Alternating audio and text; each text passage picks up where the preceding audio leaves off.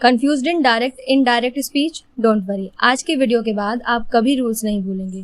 तो चलिए शुरू करते हैं। डायरेक्ट स्पीच का मतलब होता है स्पीकर के एग्जैक्ट वर्ड्स जो कोटेशन मार्क में होते हैं। For example, she said I am tired. Indirect speech मतलब वही idea without quotation mark. For example, she said that she was tired. Rules याद रखना सिंपल है। पहला, कोटेशन मार्क्स हटा दो। दूसरा, प्रोनाउंस चेंज करो, जैसे आई को ही और शी में।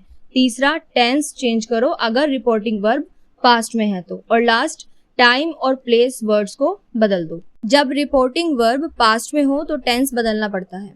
प्रेजेंट सिंपल पास्ट सिंपल में, प्रेजेंट कॉन्टिन्यूअस पास्ट कॉन्टिन्यूअस में, प्रेजेंट परफेक्ट पास्ट परफेक्ट में और पास्ट सिंपल पास्ट परफेक्ट में।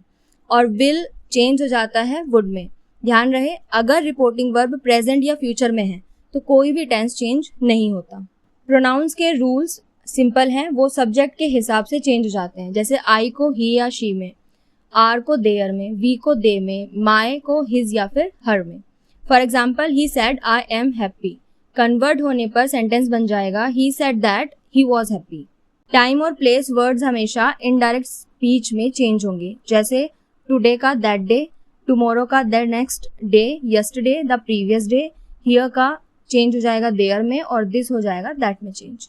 अब बात करते हैं कुछ स्पेशल सेंटेंसेस की जिससे स्टूडेंट्स अक्सर कंफ्यूज होते हैं, और ये 3 कैटेगरीज में आते हैं: क्वेश्चंस, इंपेरेटिव और एक्सक्लेमेटरी।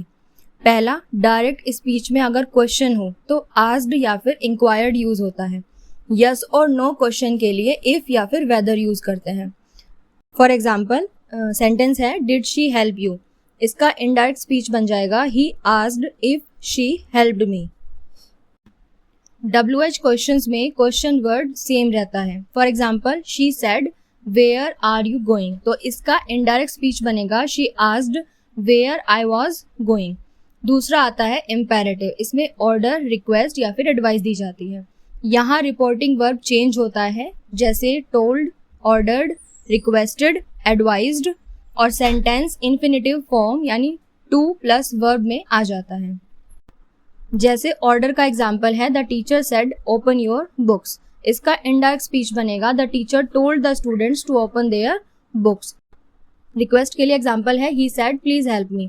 इसका इनडायरेक्ट स्पीच बन जाएगा he requested me to help him. Advice के लिए एग्जाम्पल है शी सेड वर्क हार्ड, तो इसका इनडायरेक्ट स्पीच बनेगा she advised me to work hard. Third and last है आपका एक्सक्लेमेटरी, या फिर जिसे हम एक्सप्रेशंस वाले सेंटेंसेस भी बोलते हैं।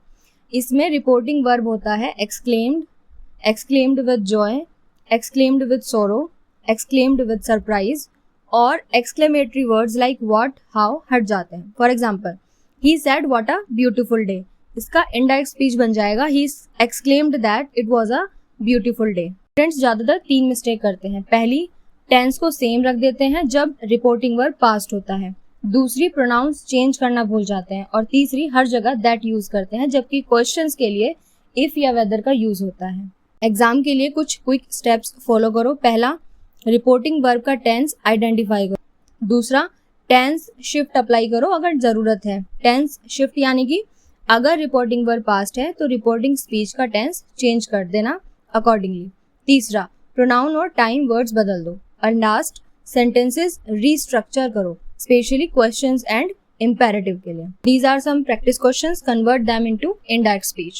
Thank you.